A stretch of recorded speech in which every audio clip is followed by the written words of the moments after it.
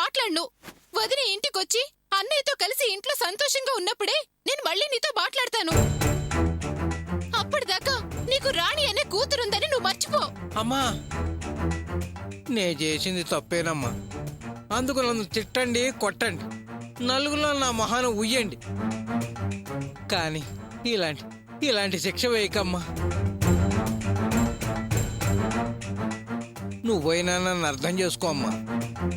నేను ఈ కుటుంబానికి ద్రోహం చేయాలను, గోపికి అన్యాయం చేయాలనో ఇలా చేయలేదమ్మా. అలా అనిపిస్తే నన్ను క్షమించొద్దమ్మా, క్షమించొద్దు. అన్నయ్య నిన్ను క్షమిస్తే అప్పుడు నేను నిన్ను క్షమిస్తాను. గోపి, నీ మొహం చూడటానికి నాకు ధైర్యం చాలతలేదురా. చాలా బాధగా ఉంది. నేను చేసింది మామూలు తప్పు కాదురా, చాలా ఘోరమైన పెద్ద తప్పు చేశాను. జన్మ జన్మలకి సరిపోలేని పెద్ద పాపాన్ని మూట కట్టుకున్నానురా. క్షమించమని అడిగే అర్హత కూడా నాకు లేదురా. నాకు అసలు సిగ్గే లేదురా. ఒరేయ్, నన్ను క్షమించరా గోపి. ఏంటిది? ఏంటి నాన్న ఇది?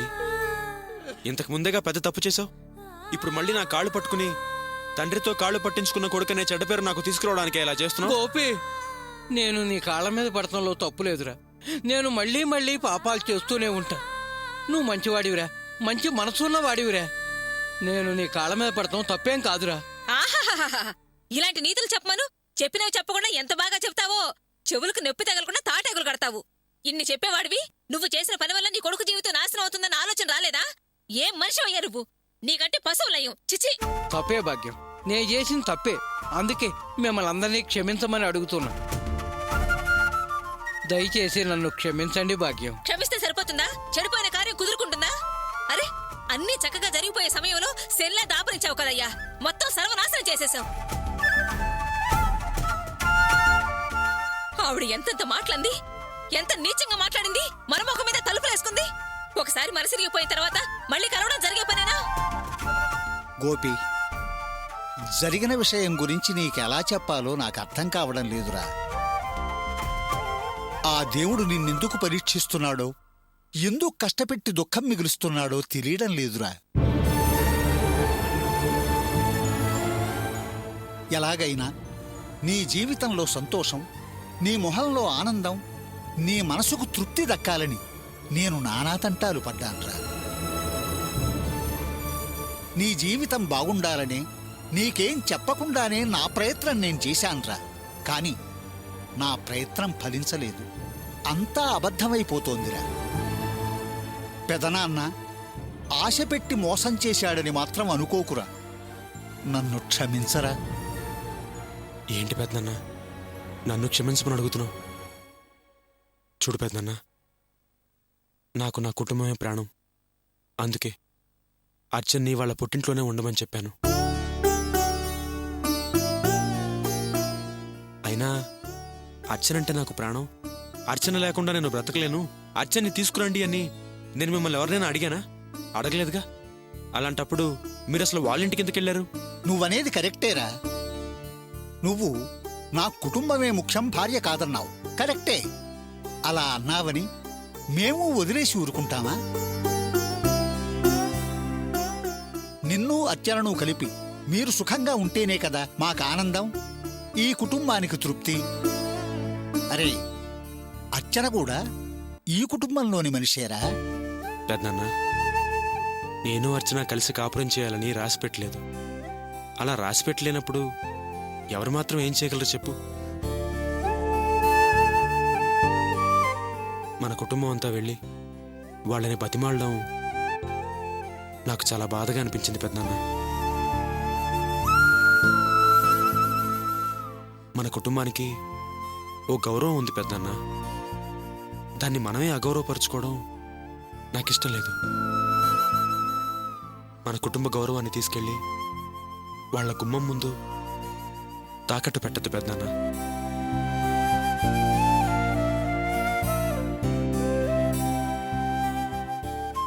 అర్చన్ని మర్చిపోవాలి.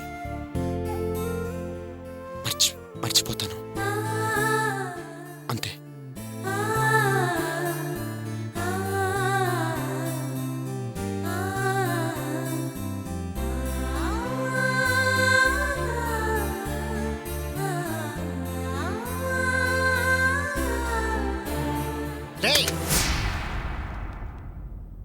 ఎందుకురా ఇంకా చూస్తూ నిలబడ్డావు? ఏరుకోరా. ఏరుకొని వెళ్ళి ఆ పనికి మాలిన బ్యాచ్తో కలిసి ఫుల్గా తాగేసి ఎవరింటికైనా వెళ్ళి గొడవ చేసిరారా?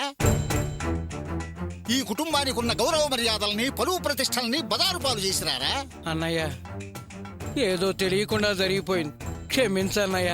నీకు ఊహ తెలియక ముందు తప్పు చేయకుండా ఉన్నావు. ఊహ తెలిసిన దగ్గర నుంచి తప్పులే కదా చేస్తున్నావు. గోపికి ఊహ తెలిసిన దగ్గర నుంచి పాపం ఈ కుటుంబం కోసం పాటుపడుతూనే ఉన్నాడురా. వాడు జీవితకాలం పాటుపడుతూనే ఉండాలా? నువ్వు జీవితకాలం పని పాట లేకుండా తాగి తందనాలాడుతూ ఏం పట్టించుకోకుండా బలాదూరుగా తిరగడమేనా? అందరూ ఆరాకులు చదివారు, నేను ఏడాకులు చదివాను, అందరికీ తెలివుంది, నాకు అతి తెలివుంది అంటావు. ఇదేనా తెలివి? ఇదేనా చదువు? అసలు నీకు బుర్ర ఉందా? అది ఆలోచిస్తుందా? మత్తు మత్తు అంటోందా? అరే, అన్ని కుటుంబాల్లో తండ్రి సంపాదించి పిల్లల్ని పోషిస్తాడు, కానీ నిన్ను నీ కొడుకు సంపాదించి పోషిస్తున్నాడు. వాడి జీవితం చెడగొడుతున్నావు కదరా. నువ్వసలు మనిషివేనా? నువ్వు అన్నం తింటున్నావా, గడ్డి తింటున్నావురా? నువ్వు నేను ఓ తల్లి కడుపున పుట్టావనుకోవడానికే బాధగా ఉందిరా. నీ మొహం చూస్తేనే మహాపాపం రా. ఛీ!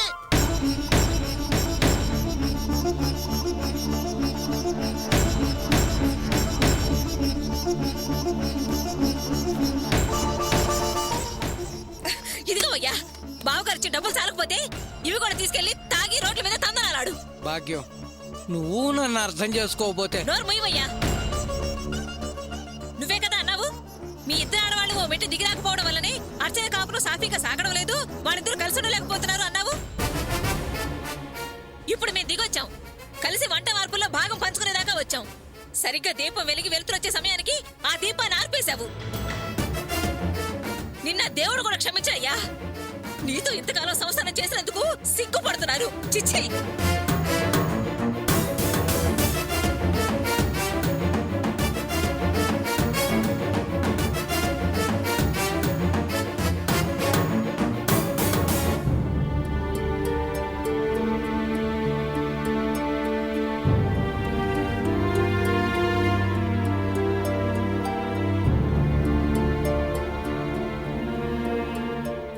భోజనాలు రెడీ.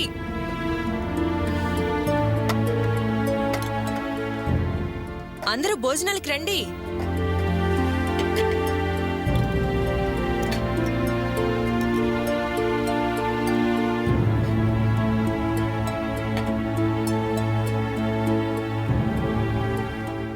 ఏంటి, ఎవరు ఉలకరు పలకరు? ఎవరికి ఆకలిగా లేదా? తినరా? పొద్దున్న లేస్తే ఎవరి హడావుడి వాళ్ళది. ఆఫీసులకెళ్ళాలి కదా, తొందరగా తిని పడుకుంటే మంచిది. రండి.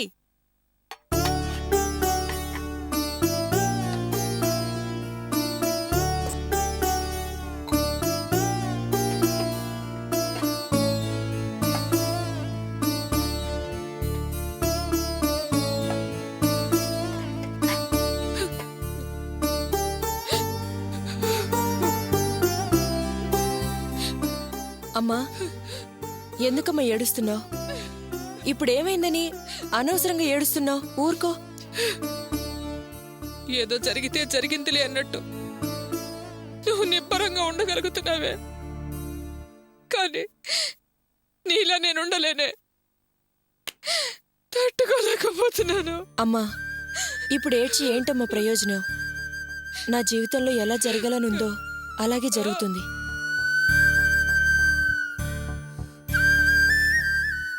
మొదటిసారి ఇలా జరుగుంటే నేను బాధపడొచ్చు. ముందు నేను ఇలాగే కదా బాధపడేదాన్ని. కానీ మళ్ళీ మళ్ళీ ఇలాగే జరుగుతుంది. నాకు అలవాటైపోయిందమ్మా.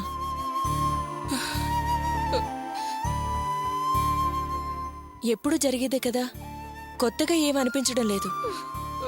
అందుకే చెప్తున్నాను, మీరెవరూ నా గురించి బాధపడకండి.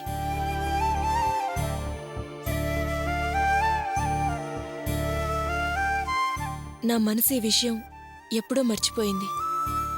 నేను మామూలుగానే ఉన్నాను.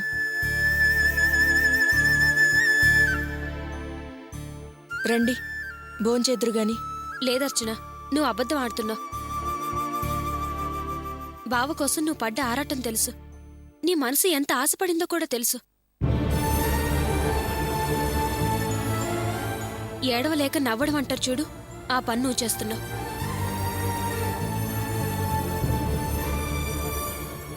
అవునర్చన, కావ్య చెప్పింది నిజం. లేదు నాన్న, అలాంటిదేం లేదు. నేను చెప్పేది వినండి. ఏడవడానికి నాలో కన్నీళ్లు లేవు, అన్నీ ఇంకిపోయాయి.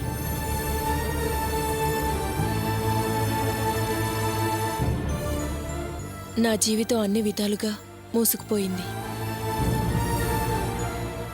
సంతోషానికి బాధకి నాకు తేడా తెలియడం లేదు. అలాంటి స్థితి యోగులకి మహర్షులకి ఉంటుందంట కదా. అలాంటి నిర్లిప్తమైన స్థితి ఆ భగవంతుడు నాకు కలిగించాడు. అందుకే నాకేమీ అనిపించడం లేదు. ఈ మాటలే అర్చన మమ్మల్ని ఇంకా ఇంకా బాధ పెట్టేది. నువ్వేం పట్టించుకున్నంత స్థితికి చేరుకోవచ్చు. నువ్వు ఇంట్లో ప్రశాంతంగా ఉండొచ్చు, కానీ అది కాదుగా అందరం కోరుకునేది. అమ్మ తన పంతం తగ్గించుకుంది నిన్ను నీ అత్తగారింటికి పంపడానికి. నేను, కావ్య, ప్రియ నీ మీద కావాలనే కోపం చూపించాం. నిన్నెవరేమన్నా, కావ్య నీకు పని పురమాయించినా ఏదో విధంగా నిన్ను నీ భర్త దగ్గరికి పంపించేద్దామని. మేమెందుకలా ప్రవర్తించామో నాన్నకు తెలుసు, కానీ అన్ని ప్రయత్నాలు చెడిపోయాయమ్మా. మళ్ళీ మొదటికొచ్చింది. అంతా సంతోషంగా సాగిపోతున్న సమయంలో ఏంటి కర్మ?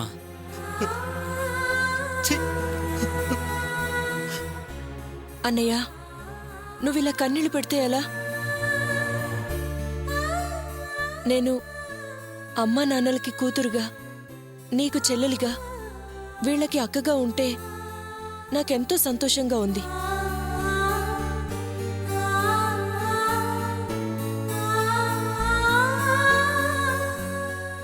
నా గురించి మీరందరూ బాధపడకండి. ఏంటమ్మా, నీ నిర్ణయానికి నీకు వదిలేయటానికి మేమేమన్నా మనసులేని మనుషులవా? నాన్నా, ఇప్పటి వరకు మీరు నా కోసం తీసుకున్న నిర్ణయాలు ఏ ఫలితం ఇవ్వలేదు. అందుకే అంటున్నాను, నా నిర్ణయానికి నన్ను వదిలేయండి. మీరిక మీదట ఏ ప్రయత్నాలు చేయకండి. నా జీవితాన్ని ఇలా సాగనివ్వండి నాన్నా.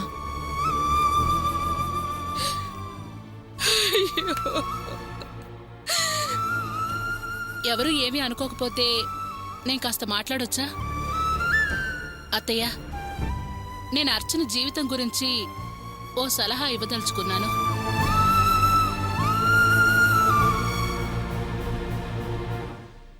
అర్చనకు పెళ్ళయిన దగ్గర్నుంచి తన్నే అత్తారింటికి పంపించకుండా మనింట్లోనే కదా ఉంచేసుకున్నాం.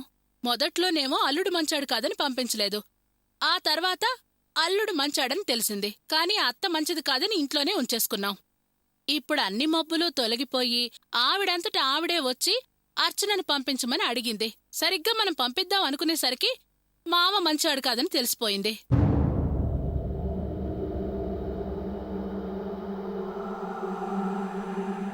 మరో పక్కనేమో ఆ గోపి నాకు నా కుటుంబమే ముఖ్యం, భార్య కాదని తెగేసి చెప్పేశాడు. ఎన్నాళ్ళని అర్చనను అటు పుట్టింటికి కానివ్వకుండా ఇటు అత్తారింటికి కానివ్వకుండా తను కుమిలిపోతూ మనింట్లోనే ఉంటుంది చెప్పండి. వీటన్నిటికీ నేను చెప్పే సలహా ఒకటే, అర్చన గోపికి డైవర్స్ ఇచ్చేస్తే బెటర్ అత్తయ్యా.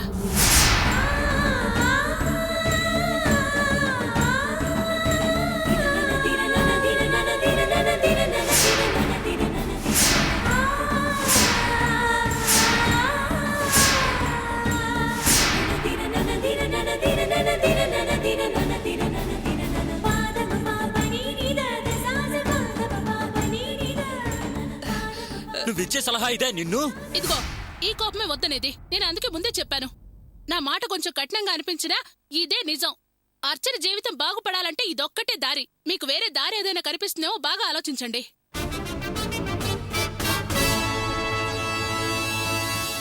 అర్చన బాగా ఆలోచించి నిర్ణయం తీసుకుంటే ఈ సమస్య ఇంతటితో పరిష్కారం అవుతుంది అత్తయ్య.